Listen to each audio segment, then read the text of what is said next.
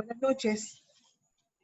Les habla Rubis Camacho, escritora puertorriqueña, y es con gran placer que les cuento que hoy converso con un reconocido escritor guatemalteco, el doctor Gustavo Adolfo Bracamonte, quien generosamente ha sacado un espacio de su tiempo para compartir con nosotros en su espacio Palabras a Puerta Cerrada.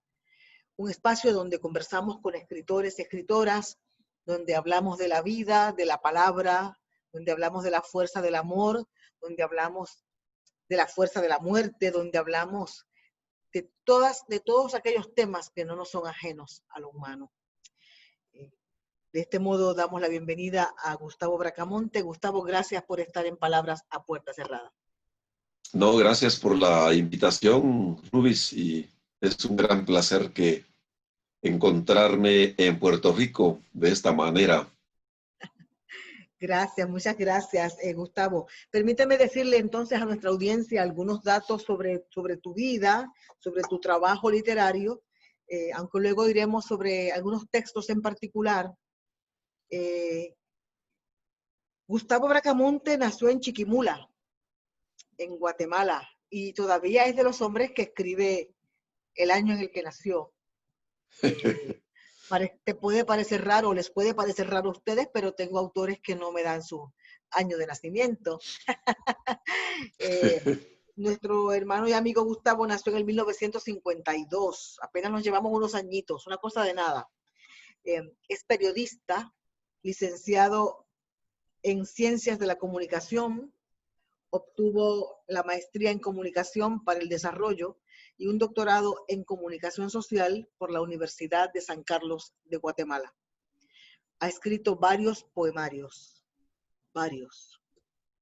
Ensueño de Juventud en el 1975, 9 poemas en el 1978, Canto Nuevo y Flor Madura en el 1991, Dicté en el 1992, Mujer Plena en el 1994, Memorial por la Vida, Agua Desnuda y Tiempo Ordinario en el 1997, Mariposa Negra en el 1999, Al Final del Amor en el 2000,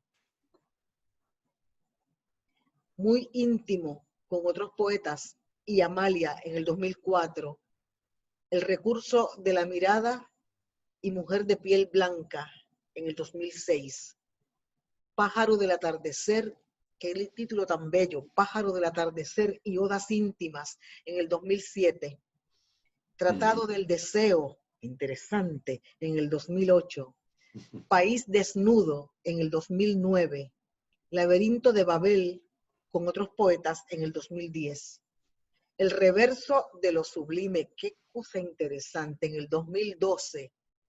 Así es. Transcurre inevitablemente en el 2013, Concupiscente y la rabia de los días, 2014, Cuarto Oscuro, 2015, Poemas de invierno y ventanas, en el 2016, Sodoma e instrucciones para morir, en el 2017, Caín, desasosiego e inmanencia, en el 2018, El último día, en el 2019, Aspiración animal en el 2019, y creo que me faltan unos títulos.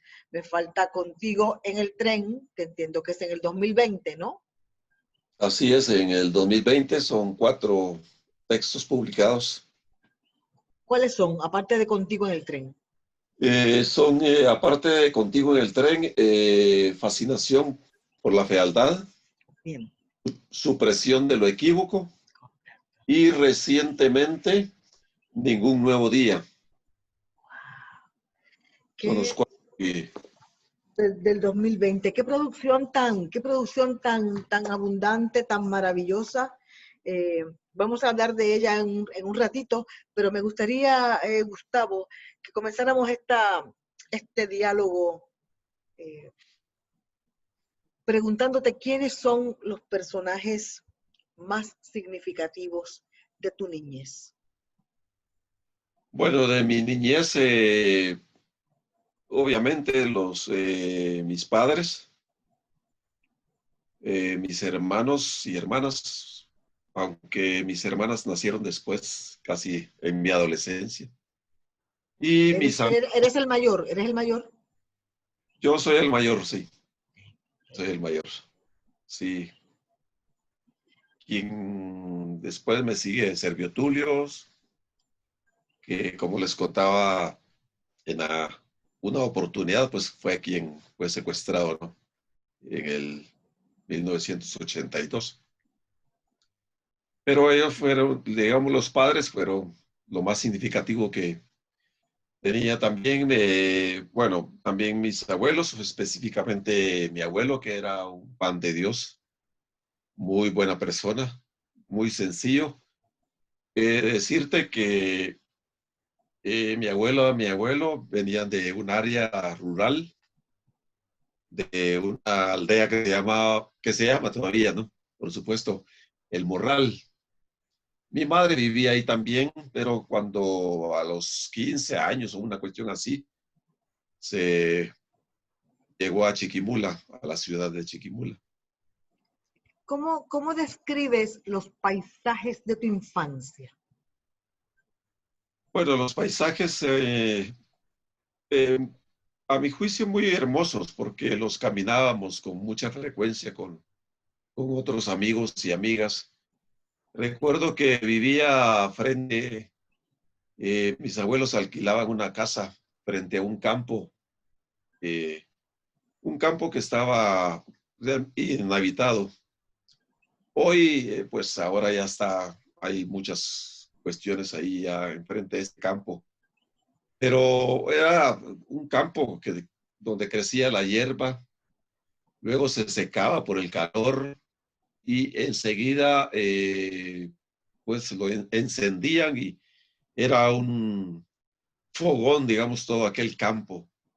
Y lo que, bueno, nosotros nos gustaba era perseguir a los conejos o conejas que salían del campo, ¿no?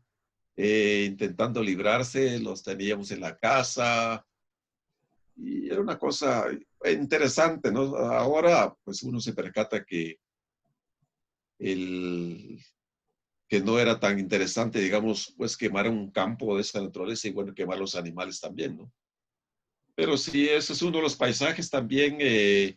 Recuerdo que en alguna oportunidad nuestro padre nos llevó a un río que ahora ya prácticamente no existe, pero que ahí nos bañamos y es un recuerdo que nos dura a mis hermanos, a mi hermano César fundamentalmente que estaba vivo y a mí, como algo impresionante, pues.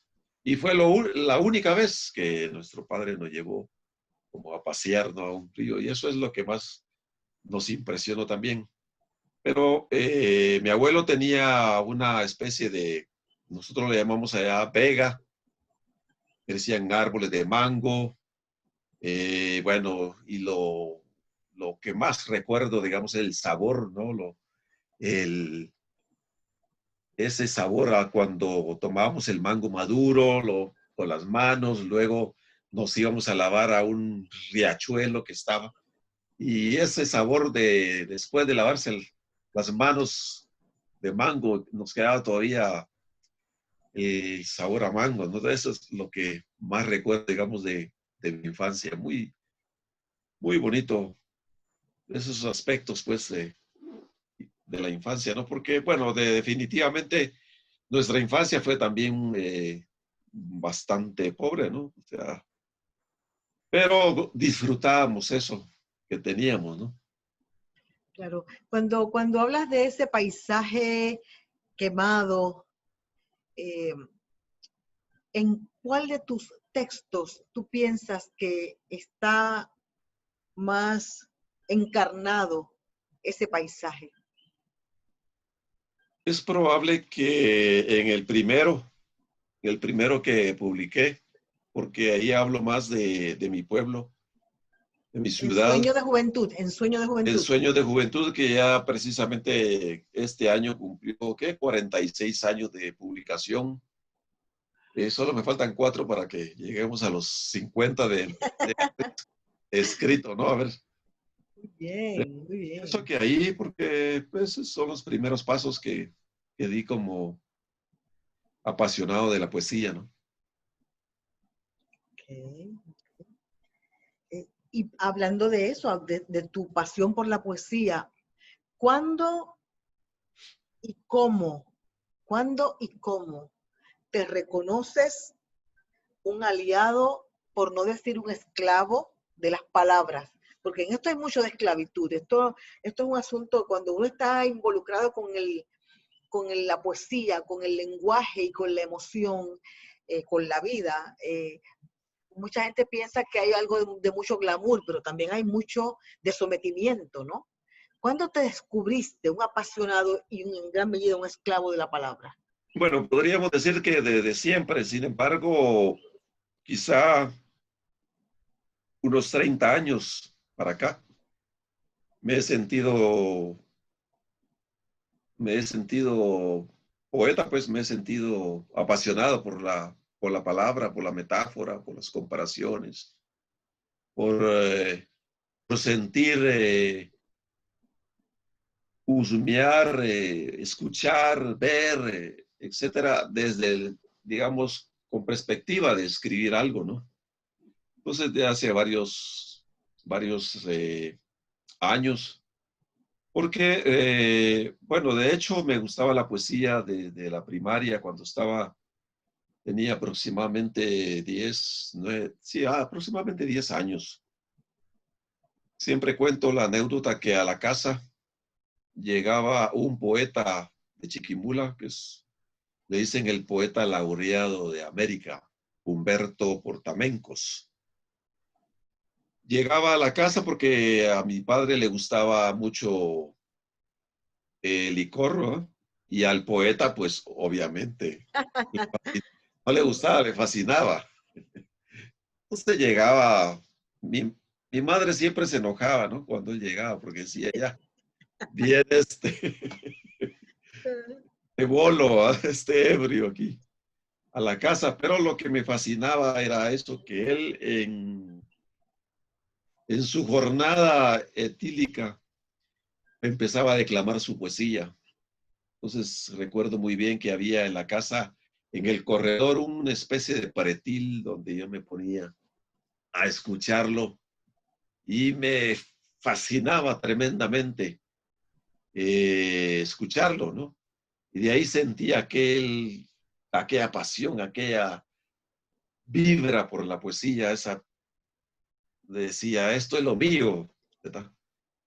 Y bueno, a partir de ahí, obviamente, pues tuve algunas cuestiones que en básico, cuando estudié, pues ya como a los 13, 14 años, empecé a leer poesía. No mucho porque en Chiquimula no había mucho, había una biblioteca en el instituto donde estudié y otra, no había muchas bibliotecas, no muchos libros, sobre todo de poesía, pero leí algunos, entonces eso me apasionó mucho más porque persistí en la lectura, ¿no?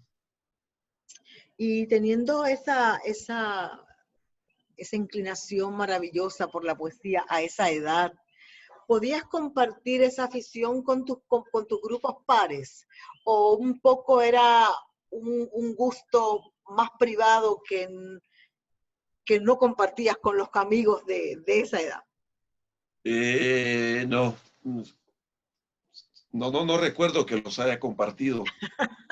Lo que sí recuerdo es que compartíamos lectura con otro compañero de estudios, que, por ejemplo, tengo una anécdota al respecto. Nuestra abuela a veces nos daba 2 centavos, 2 centavos en aquel tiempo, y yo los guardaba. Y bueno, recuerdo que compré mi primer libro, Ariel de Enrique Rodó, y lo Wow. cambiábamos con el otro compañero para leerlo, ¿no? Luego, los diálogos de Platón, los intercambiábamos, los conversábamos después de haberlos terminado de leer en el parque ahí de la ciudad. eso, digamos, eso era lo que nos compartíamos. Pero, por ejemplo, esta pasión por la poesía, no recuerdo. Solo es probable que con algunos estudiantes, compañeros, ¿verdad? Hablábamos al respecto de cómo hacía este poeta Humberto Portamencos y que escribía en las calles, en papel, en lo que encontraba, sus poemas y todo eso, y esto me inquietaba mucho más, ¿no? Pero no había alguien más que compartiera, digamos, la poesía, ¿no? Luego conocí a otro poeta que precisamente en un programa que tengo también de Chiquimula en Letras, este miércoles vamos a hablar de él, Mario Morales Monroy, que vivió al lado de la casa. Y eso me puso, pues, digamos, como con curiosidad, cómo es un poeta, cómo vive, cómo, etcétera, ¿no? Pero desafortunadamente murió también de alcohol, entonces. Pero eso, no recuerdo exactamente que pudiera compartirlo con alguien que le gustara también la poesía, ¿no? Es como que bastante recurrente en nuestras vidas el haber descubierto esta emoción ante lo bello de la poesía y en esos primeros años vamos a llamar, de la adolescencia, no tener con mucha gente con quien compartir esa inclinación y en mi caso por lo menos escribir oculta en una libreta y no mostrarle a nadie lo que uno escribía, ¿verdad? Eh, pero como estamos conversando casi en forma cronológica de tu vida, quisiera preguntarte, en esos primeros años de la adolescencia llegan los primeros amores. Eh, ¿Qué llega? ¿Qué dirías tú hoy como poeta? ¿Qué otras cosas trae el primer amor? ¿Qué llega con el descubrimiento del amor? Ese primer enamoramiento. ¿Qué nos trae? Bueno, pienso que a mí me trajo la poesía también, porque tenía una novia que ya era profesora de educación primaria como yo, y ella trabajaba en otro municipio y yo trabajaba en un municipio de San Jacinto. Y precisamente con ella, con el primer poemario, digamos, con el primer texto de Ensueños de Juventud, le dije, no tengo dinero para publicar lo que quiero publicar, ¿verdad? Mi poesía. Éramos pues novios y me dijo, bueno, yo colaboro contigo con 5 quetzales, ¿verdad? Digamos, como una especie de $1 en aquel, o medio dólar en aquel entonces, ¿no? De esa forma, 80 quetzales me costó los 300 poemarios que me publicaron en ese entonces. Entonces, el amor también es como solidaridad, pues, porque trajo eso, ¿no? Y mucho antes había tenido otra novia, pero también en ese sentido, pues, le inspira a uno. Posteriormente escribí algunas cuestiones con relación a eso, a los primeros amores, ¿no? Que como anécdota, eh, precisamente se llamaban Blanca, era el nombre de las 4 mujeres o novias que tuve. Blanca Isabel, Blanca Dina, Blanca Idalia. Bendita casualidad. 4. Muy Sí. bien. Eso Tú es. has, tú has sido muy fiel al color, vamos a decirlo así. Pero te pregunto, Sí. Gustavo, ¿guardas algún ejemplar de Ensueño de Juventud? ¿O ya de esos Uno, 300 ejemplares no queda nada? uno nada más. No lo tienes cerca, ¿no? Que ayer precisamente grabé un poema que se llama El obrero de mi escuela y está en YouTube. Ah, muy bien. Entonces, lo puedes ver ahí. Perfecto. Pero es el único. ahí lo guardo Claro, con, claro. Cuando miras la poesía de ese momento, el tipo de poesía que escribes en ese momento, y miras la poesía que escribes en este momento, ¿cómo ves el desarrollo? ¿Qué puedes decirnos de ese sí, desarrollo? una diferencia enorme, ¿verdad? Porque veía los errores y ni modo, tenía que leerlos con los errores, ¿verdad? Por supuesto, porque de errores de muchas cuestiones, ¿verdad? Entonces dice uno, bueno, así es como se comienza, obviamente. No puedes menospreciar lo que al principio hiciste, ¿no? Claro, Porque a caminar, bueno, lo que sos ahora, pues es el inicio, ¿no? Empezaste a caminar y todo eso, no puedes menospreciar los primeros pasos de tu existencia. Entonces eso me sucede, por ejemplo, con el sueño de juventud, ¿no? Pero hay una distancia, bueno, después de casi 40 y pico de años, obviamente, pues va creciendo y no es que uno ya haya terminado, sino que continúa, ¿no? Porque es un poeta inacabado siempre, ¿no? claro, claro. Uh Cuando, -huh. cuando yo digo o cualquiera dice cerca de ti la palabra poema, ¿qué palabras sueltas vienen a tu mente, sin buscar acá ahora una definición académica que no me interesa en lo absoluto? ¿Qué palabras sueltas vienen a la mente del poeta? Bueno, libertad, eh, imaginación, Uh -huh. eh, vida, amor, rebeldía también, eh, pues hacedor. Eso es lo que digamos, se me ocurre con poesía. Me Porque, encanta. Gustavo, esas son las palabras que vienen a tu mente cuando decimos la palabra poema. Pero si digo la palabra ausencia, ¿qué nombres vienen a tu mente? muerte, eh, recuerdos, porque solo existen en el pasado, ¿verdad? Vacíos existenciales y vacíos de cualquier naturaleza, ¿no? Que implique la palabra vacío. Eh, también dolor, ¿verdad? Y también, pues, con mucha frecuencia, también alegría, ¿no? Por supuesto. Muy bien. Muy bien. ¿Qué lecturas comenzaron a nutrir tu poesía? Es decir, ¿quiénes son los poetas a los que tú acudes para alimentarte como poeta? Bien, como te decía, estudiando los primeros grados en el instituto, pues leíamos a Enrique Rodó, a Platón, o sea, filósofos de esa naturaleza, obviamente ellos sin que uno quiera que esté alimentando, digamos, la poesía, pues eso mismo te alimenta la poesía, ¿no? De hecho, yo estudié también filosofía posteriormente, ya soy profesor de filosofía también. Entonces, leer a Sócrates, por ejemplo, leer a poetas también.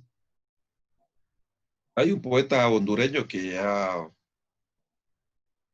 se me olvida, pero el apellido solo lo recuerdo, Villeda, por ejemplo, a Rubén Darío, que en ese momento leíamos también a Vargas Vila, que es un escritor colombiano, eh, la iglesia lo excomulgó, feliz él.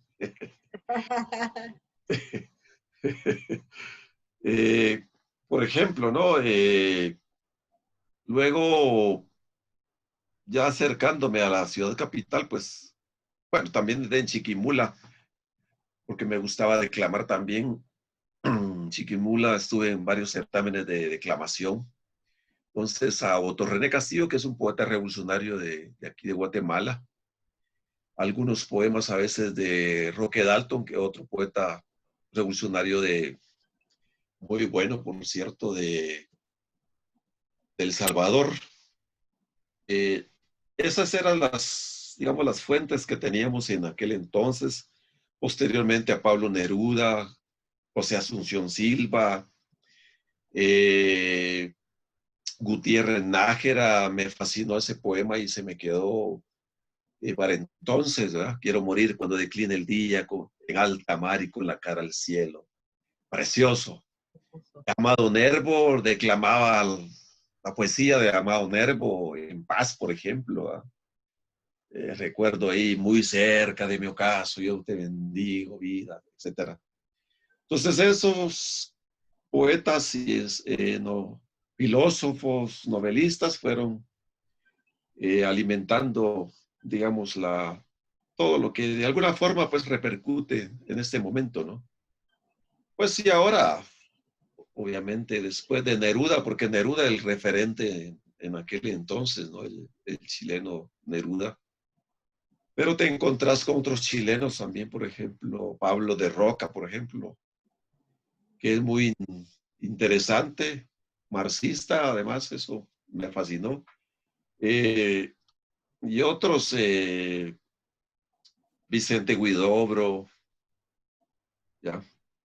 Luego descubrir a Jaime Sabines, de mexicano, es interesantísimo también.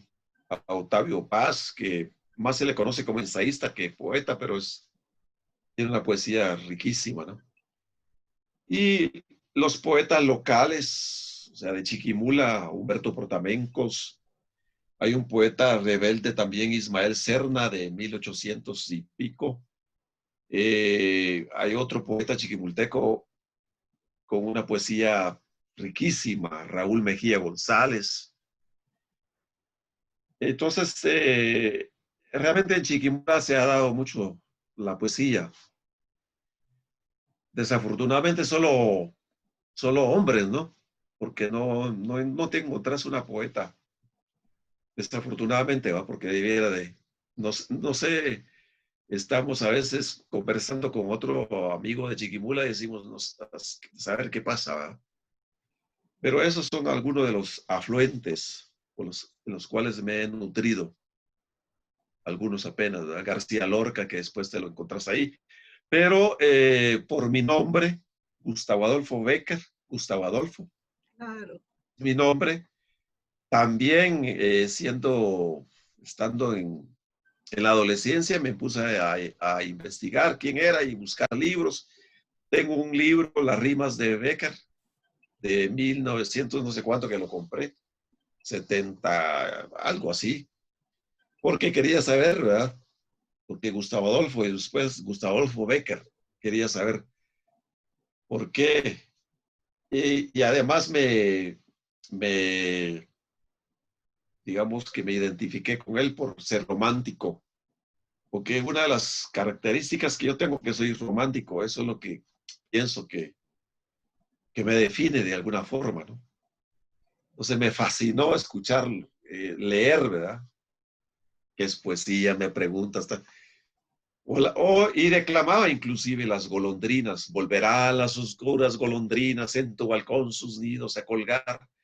Eso recuerdo muy bien, Claro. que lo declamaba también ante pues mis compañeros estudiantes del instituto y de otros. Qué maravilla, qué maravilla. Me encanta. Todos esos poetas que has mencionado también son parte de nuestra historia. ¿Qué te parece, Gustavo, si interrumpimos un momentito de alguna manera las preguntas y te escuchamos leer algún poema de uno de tus libros? Por supuesto, por supuesto. Bueno, es lo que más me gusta, ¿no? Leer poesía. Qué bueno. De Esperando la lluvia. Cuando yo era pregunta, me gustaba observar de la tierra húmeda los brotes de frijol o de maíz, las diminutas hojas despertando a la intemperie, dueñas de la vida. Me gustaba contemplar la semilla deshecha con la alegría de crear raíces de vegetal sueño que se airaba suspirando la eternidad cuando lo nuevo fuese la semilla que reiniciara la respiración. Felicidad pura en el tallo, permanente dicha de erigirse materia viva y los sentidos aprendiendo de la clorofila para hacerme prosperidad verdasca a mitad de la arenosa ciudad consumida en el caos. Me gustaba tocar la luz tierna en las diminutas hojas, oler el sentido de la existencia, mientras crecía el cotiledrón como un bastión de la osadía. Qué hermoso poema. Exactamente, este es un poema que, digamos, que me regresa, ¿no? A lo que al principio me decías de los paisajes y todo eso. Sí, sí. Porque cuando mi abuelo cultivaba el frijol y reventaba el frijol, ¿no? Y digamos que en el tallo aparecía el cotiledón, ¿verdad? Con las dos partes del frijol, digamos, divididas. Y me fascinaba eso, ver, sentirlo. Y el tomate, por ejemplo, cuando tocarlo, olerlo, las hojas del tomate, el maíz, etcétera. Este es un reflejo de lo que me gustaba cuando era niño. ¿Ya? Un bello poema, Sí. un bello poema, de una espiritualidad impresionante a través de la metáfora. ¿Cómo sabe Gustavo Bracamonte que un poema está terminado? Que terminó ese poema, ya. ¿Cómo lo sabe? Bueno, nunca lo sé. Nunca lo sé. Nunca lo sé porque, te digo esto porque, por ejemplo, escribiendo, recientemente entregué para que lo diagramaran un poemario, pero leí por lo menos 10 veces y me lo corrigieron otras 3 personas más. Pero cuando me lo corrigieron, corregí de nuevo, volví a leer y dije, no, no puede ser, ¿verdad? Voy a seguir así por siempre, entonces no puede ser. Entonces por eso te digo que no sé si ya terminé o no, pero por lo menos madurándolo, trabajándolo, leyéndolo, oliéndolo, etcétera. ¿Verdad? Y digo, bueno, ya, suficiente. Pero no es que esté convencido de que ya está terminado, ¿no? Porque más de alguna cuestión se le encuentra posteriormente después de imprimirlo. Entonces, eh, no me convence eso de que uno lo lleve a la imprenta y ya esté todo, ¿no? Lo que sí hago es no leerlo para no desconsolarme de los errores, o de algo que faltó, de algo que tenía que quitar, o cuestiones de esa naturaleza, ¿no? Pero no, considero que nunca he pensado que pueda terminarse. Continúa, ¿no? Digamos que los poemas continúan en uno porque está y va pensando y a veces lo continúa en otros textos, ¿verdad? O lo complementa en otros textos que escriba. Es cierto. Gustavo Bracamonte escribe todos los días como un oficio o Gustavo Bracamonte espera un estímulo particular para sentarse a escribir poesía. No, escribo todos los días. Escribo todos los días y busco motivaciones también fuera, o sea, en el mundo externo. Por ejemplo, ahora estoy escribiendo algo relativo al mar, porque se me vino, eh, vi una figura de un mar. Dije, este es mi próximo concepto, tema o lo que quieras, ¿no? De toda la poesía. Y entonces he buscado Todos los días me siento para ver qué pasa. Y este trabajo lo he hecho de la siguiente manera. He buscado, por ejemplo, mitos acerca del mar, leyendas acerca del mar. Entonces tomo fragmentos y de ese fragmento escribo un poema, o de un poema, por ejemplo, de Alejandra Pizarnik, que hable sobre el mar. El fragmento donde escriba como un epígrafe, ¿no? Pero de ese epígrafe voy a escribir narración poética, ¿ya? Y de las leyendas, poesía, o sea, propiamente, así como se estructura, pues. ¿Ya? Entonces, todos los días vengo acá a la computadora, leo y ya viene, obviamente en el sueño, en los insomnios, en las madrugadas estoy pensando, ¿ya? Estoy algo enojado conmigo mismo porque hace 2, 3 días pensé la narración poética, digamos, de uno de los poemas de, no recuerdo qué poeta. Y cuando al siguiente día, digamos que en la madrugada fue eso, pero después, como a las 9 que me senté a escribir, no recuerdo. Solo recuerdo que iba a partir de algo de mi hermana, pero hasta ahí. Entonces, he estado, digamos, dando vueltas y no llega. Entonces, porque tenía que haberme levantado y a escribir, ¿verdad? Para Nos pasa, y sobre todo a cierta edad nos pasa más toda, nos por pasa más, supuesto, más todavía. es más recurrente, es Sí, sí, sí. recurrente, es Yo hace recurrente. unas noches tenía un poema en la cabeza y como tampoco me levanté a escribirlo, Gustavo, solo, solo, solo recuerdo que decía algo así como me gusta tu felicidad, pero no recuerdo nada. Yo sé que cuando lo pensé, lo tenía completo.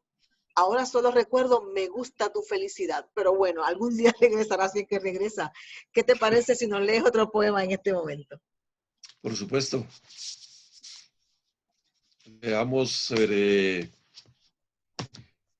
uno de supresión de lo equívoco. Perfecto, muy bien. Eh, este que dice regresión infame. De nuevo es necesario empezar oliendo esa flor que murió a causa de tu desgracia, de tu forma abismal de caer en el mismo vicio que te olió la niñez. Volver al sitio donde cayeron los pájaros muertos sobre la cama y encendiste un cigarro de hierba para ahogarte en tu propia bruma de caos e iniquidad. Te reconociste en el vacío y en el espejo de relámpagos oscuros. Te abandonaste a la piedra, al polvo, a la hierba de invasión enajenante. Abandonaste a tu propia sangre, al trabajo, al olor a mujer detallista. Y ahora serás el guiñapo que la calle forjó en las gélidas madrugadas de oscuros luceros. Bien, muy bien, me encanta, me gusta mucho tu trabajo, tengo que confesarlo públicamente porque, bueno, no lo puedo Gracias. negar, no lo puedo evitar, me gusta todo lo que leo tuyo, me gusta, converso sobre tu poesía con amigos y amigas en Puerto Rico. Eh, Gustavo, te pregunto, porque veo una diversidad, un abanico de temas maravilloso en tu poesía. Vas de al final del amor, pasas a un tema como mujer de piel blanca, luego transcurre lo Sí, inevitable, o sea, una diversidad interesante de temas. ¿Cómo? Y ya me sí. has dicho que escribes todos los días y que el poema se da en ti muchas veces, como yo creo que debe ser también, como un ejercicio del Al final pensamiento. del amor es este textito. Uy, ¿podrías leernos algo de ahí? Sí, Me encantaría.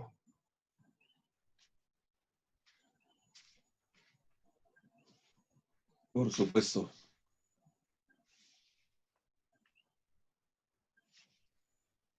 Lugar de espera. Mi casa está llena de muebles. Al corredor llega la tarde a tirar el tiempo. Debajo del dintel se siente el amor a esperar tu regreso. En el patio una tolvanera enreda el silencio. Las sillas de pino se mueren en el mismo lugar. Los órganos de mi cuerpo envejecen de rumores. Llevo y traigo rumiados llantos, gritos arrojados al abismo ignorando mi existencia. Sin embargo, espero. Ocuparé el tiempo en despoblar remembranzas y luego los habitaré de olvido para que mueran abruptamente. Debo desentumecer alegrías para salir a tu encuentro inesperado. Ladridos de corazón enfermo se escuchan en la lejanía. Soy yo mismo, camino donde se fugan esperanzas. Perforo noches a donde bajo a encontrarme con mis ansias. Fabrico norias con todos los dolores para girar la muerte. Levanto insomnios para que vigilen tus pasos. E incluso me escondo en estertores para esperarte. Y tú, ya no existen ciudades. Oh, wow. Wow. Como dije en la presentación de tu libro Contigo en el Tren, tendríamos que tomar cada línea por separado, Gustavo, y sacar una tarde para cada línea, con un café como estás tú en este momento. Te Por pregunto, supuesto. te pregunto, Gustavo, ¿escribirías poesía aunque supieras que nadie te va a leer? Nunca, jamás. Sí, por supuesto. ¿Con qué fin? Con el fin Piensa de, que nadie va a mirar tu poesía, nadie excepto tú. sí, con el fin de crear, de inventar, de imaginar nuevos mundos. Para mí solo, sí. Pero sentirme satisfecho, gozoso en ese mi mundo, pues. Aunque los demás no se percaten de ello, ¿no? Pero que te llene de cierta felicidad. Total, la vida es eso, ¿verdad? Buscar la felicidad y la puedes buscar a través de la palabra, a través de las construcciones, de las metáforas, a través de este vaivén de soliloquios, por ejemplo, dentro de la misma poesía, ¿no? Entonces, por supuesto, de hecho lo hago, ¿no? Porque poesía poca gente lo lee, ¿verdad? Estamos de acuerdo en que hay que cultivar más una población, hay que desarrollar más una población que lea más poesía, aunque a veces hay una audiencia selecta, no, tal vez no una audiencia enorme, pero una audiencia selecta que vale todos los sacrificios que hacemos para publicar la poesía, ¿verdad? Y como dices tú, a veces publicamos aunque nadie nos lea porque no nos cabe en el cuerpo, la poesía no cabe en el cuerpo. Exacto. Qué piensa tu familia, Gustavo, de tener un hombre poeta? Bueno, están contentos pues de tener a alguien que pueda escribir, ¿no? Que publica continuamente. Sí, exactamente. Entonces, claro, aquí ya no cabe nada de libros porque todos, entonces que ya termine esta pandemia para que ya me ocupen otras cosas, menos de estar escribiendo. Eh, tú, Pero eso es lo mío, ¿no? Esa es mi tú, pasión. Mi hijo tú que eres, pinta, no, dime tú. mi hijo pinta y dice, Ah, bueno, ¿no? Que deja a mi papá que haga lo que le gusta, así como yo pinto y tengo toda la casa llena de pinturas. Es el que tenga llena de libros su casa. muy bien, muy bien, muy bien. Estoy totalmente de acuerdo con tu hijo. Eh, Tú eres profesor universitario. ¿Cómo identificas o cuándo identificas en uno o en una de tus estudiantes la capacidad poética? ¿O te ocurre a menudo? Eh, Fíjate que, bueno, voy a hacer una retrospección. Hace algunos años, hará unos 15 probablemente, trabajé en un instituto, se llama Instituto Indígena, Santiago, solo para indígenas. Y estaba dando el curso de literatura. Ujú. Y lo que hacíamos ahí, bueno, yo lo que hacía era invitar a poetas para que les fuera a contar su vida, ¿no? ¿Qué hacían para ser poetas? Pues leer y todo eso. Humberto Acabal, por ejemplo, le invité en una oportunidad y le dijo, quizá antes de que diera a conocer su vida, la conocimos ahí, ¿verdad? Con los estudiantes. Pero entonces ya se te acercan algunos. A mí me gusta escribir, pero fíjese que, bueno, mostrarme qué es lo que has escrito. Y por ejemplo, ahí en este instituto estaba viendo en la biblioteca que tengo que publicamos una antología de los poemas de los estudiantes. Pero había otro estudiante que era mucho más afanado en la poesía, que le gustaba más. Entonces le dije, bueno, publiquemos un poemario solo para vos, el tuyo, pues. Entonces, porque él se acercó. Cuando uno lee, cuando uno da a conocer, digamos, porque yo le leía, antes de iniciar la clase, le leía un poema, siempre, siempre, siempre. Y exactamente, alguien me estaba recordando a través de Facebook, un estudiante que tuve en otro instituto, daba idioma español.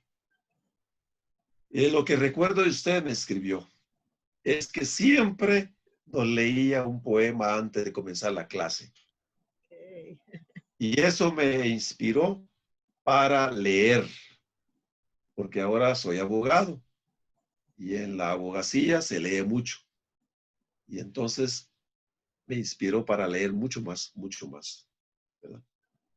Entonces, ese es, digamos, un aspecto. En la universidad, por ejemplo, fundé un círculo de poesía. Y en ese círculo de poesía había profesores y había estudiantes. Entonces llamábamos siempre y hacíamos, por ejemplo, en ese círculo hicimos una vez un tendedero poético. Colocamos en el patio del edificio de donde estudiaban de la universidad, digamos, un lazo. Entonces, de nosotros éramos alrededor de unos 14 los que estábamos en este círculo poético, que escribiéramos unos versos en cualquier prenda de, de uno. Qué interesante. Entonces, en un pañuelo, en un calzoncillo, en un bloomer, una de las compañeras de estudiante, ¿va? Llenamos eso. Entonces ya los estudiantes, el resto de estudiantes ya se acercaba a ver, ¿verdad? Por ver, qué sé yo, y leí. O sea, eso fue impactante. Entonces ya, después de eso ya se te acerca. A mí me gusta escribir también, que no sé qué, que no sé cuánto, ¿ya? Esa es la forma, digamos, como, bueno, también tenemos un club de lectura. Y el año pasado teníamos un taller de poesía. Entonces, en el taller de poesía, pues llegaban ahí algunos estudiantes que les gustaba y querían aprender a mejorar su escritura. Entonces, estas, digamos, han sido las motivaciones, pero si te fijas acá, por ejemplo, hay eh, premio universitario Otto René Castillo, premio universitario Alay de Fopa, que es una poeta. Eh, allá, premio Alfredo Arango, premio Roberto Obregón. Estos son certámenes que yo impulsé de poesía a nivel universitario para motivar a escribir. Entonces hicimos y por lo menos unos 4 o 5 premios de esta naturaleza. Y hace 3, 4 años impulsé el premio también de poesía a través de la editorial universitaria, que cada año ahora se hace y se le publica, pues, pero ya eso quedó en ellos, ¿verdad? A mí me dijo el que encargado de la editorial, ¿qué hacemos para celebrar los 75 o 70 años de la editorial? 70 años de una editorial universitaria. Y me pregunta, ¿qué podemos hacer? Entonces, empecé a hacer las actividades que podía hacer. Entonces, premio fulano y tal, ¿verdad? De poesía de la editorial universitaria. Y le dije las bases y todo, de una vez se lo di. Y se impulsó. O sea, estamos de acuerdo. Se impulsó. Y se llama Premio de Poesía Manuel José Arce, que es un escritor aquí que vivió en Francia. Muy bueno. Escribía teatro, escribía narración, ¿verdad? Esas, digamos, las formas como hemos descubierto. Y ahí en este premio de la editorial se ha descubierto a muchos jóvenes poetas muy buenos, ¿ya? Muy buenos, porque va a todos los estudiantes de la Universidad San Carlos a nivel nacional, van las bases. Entonces, a veces 30, 40, 20, pero ahí están. Eso es motivante, ¿no? Claro que sí, ¿no? Y me encanta eso que me cuentas de cómo, eso del tendedero, eso me parece, me parece una idea Tendedero fascinante. poético. Tendedero poético, esa es una idea maravillosa, qué bien. Yo Eh, como era más tímido, entonces un pañuelo, ahí escribí. bueno, en este tiempo, no sé si ahora usarías otra cosa, porque uno va perdiendo las inhibiciones con los años. Por supuesto, por supuesto. Gustavo, ¿qué tal si nos lees algo de otro de tus libros, por favor? Por supuesto. De, de fascinación por la fealdad. Ajá. Como estaban enumerados nada más, entonces leeré el 24. Epígrafe de, para dominar el futuro uno necesita controlar el presente. Pierre Bourdieu. Vivo el presente, sobrevivo el presente. Cuelo las horas sobre la existencia para dejar el pasado atrás del sedazo de mi edad. Hurgo con cierta indiferencia los hechos que señalan el futuro a donde quisiera estar mañana, cuando el júbilo sea sombra olvidada. Subo y bajo por el ascensor de hoy. El pasado es una casa vieja, donde estuve con mis relaciones llevaderas, pero he perdido el retorno y la puerta al atravesar muchas veces, buscándome debajo del silencio. Solo tengo el presente asido a su tormenta para alcanzar el veloz futuro que yo mismo invento ajetreado en este recinto de hoy. Tengo confianza que hoy soy el futuro. Qué bello, qué bello, qué bello. Hermosa, hermoso. Yo sueño, Gustavo, con que te podamos traer a Puerto Rico y que podamos sentarnos en uno de nuestros teatros a escucharte leer tu poesía por Sería varias horas. fascinante, Por sería varias fascinante. horas. Por Lo supuesto. tenemos acá dando vuelta a la idea. Tenemos que traerte a Puerto Perfecto. Rico, claro que sí. Eh, ya casi son las 8, debemos terminar, pero me gustaría preguntarte antes de cerrar esta agradable conversación, ¿qué pregunta no te hice que te hubiera gustado que te hiciera? Por ejemplo, que contar alguna anécdota ¿Sobre? de, de lo de como poeta, como alguien que te la cuento, Perfecto, sí, sí, esa es la idea de mi la, la, pregunta. Que no te la preguntas que tú anécdota. quisieras contar, claro. Estando en un departamento que se llama Huehuetenango, que no sé si queda al occidente de Guatemala. Trabajaba como religioso, ¿verdad? En un colegio.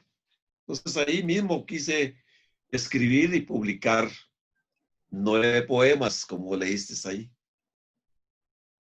Entonces lo llevé a la imprenta y me dijeron, venga, dentro de una semana ya le tenemos pero quedan 9 poemitas, ¿verdad? 9 poemitas.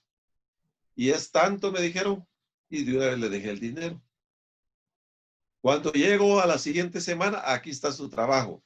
Solo que no son 9 poemas los que le publicamos, son 7, porque con el dinero que nos dejó no nos alcanzaba. Dice.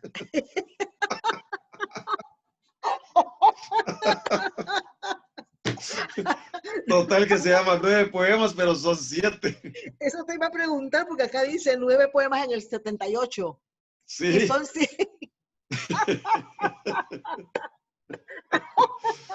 No, era imperdonable. ¿Qué podías hacer? Ya no. Era imperdonable que tuviéramos esta conversación y tú no nos contaras esa historia. O sea que el título dice que son 9, pero son 7. Pero son 7, a causa de que por el dinero que no alcanzó. Qué simpática historia, gracias, muchas gracias por contárnosla.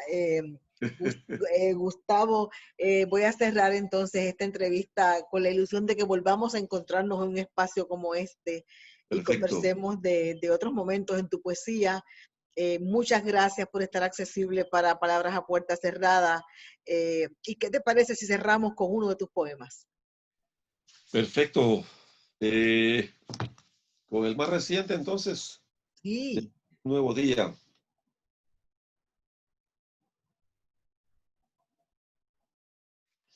Este que se llama Silencio.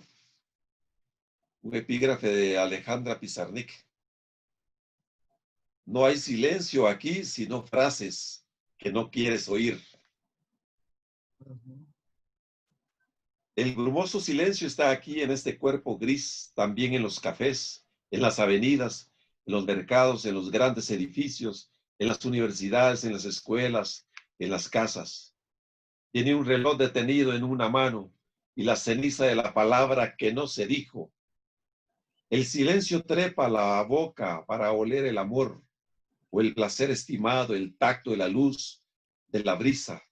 El silencio resguarda las palabras en sobres cerrados, en libros, en las bibliotecas, bajo los árboles, bajo el agua, bajo las camas de los poetas.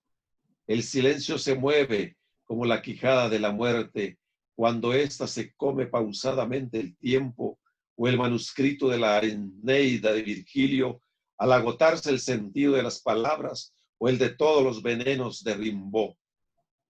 El silencio se diluye en el deceso, flota sobre las lamentaciones líquidas, resguarda la ciudad con una niebla infranqueable, mientras los violines entran al bosque a jugar con los lobos que mastican oberturas intensas. El silencio conoce a fondo la ciudad y se deleita con sus días de abstención de ruidos. Ahí está. Gracias, Gustavo Bracamonte, desde Puerto Rico y Guatemala para el mundo. Ha sido un placer escuchar tu poesía y conversar contigo. Muchas gracias. Gracias, Rubis, por la invitación y ha sido también un gran gusto estar contigo. Bueno, hasta vernos. Hasta pronto.